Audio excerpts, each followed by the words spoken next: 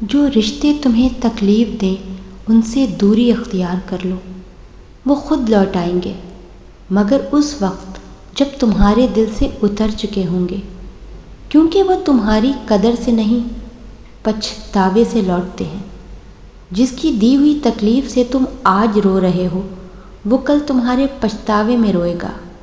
جب اللہ پاک تمہیں کنارے پر لا کر کھڑا کر دے تو اس پر کامل یقین رکھو، کیونکہ دو چیزیں ہو سکتی ہیں، یا تو وہ تمہیں تھام لے گا یا تمہیں اڑنا سکھا دے گا۔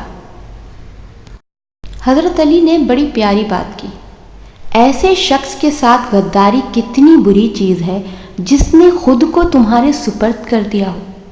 حضرت علی سے کسی نے پوچھا، اگر کوئی اپنا ہمیں بھول جائے تو کیا کیا جائے؟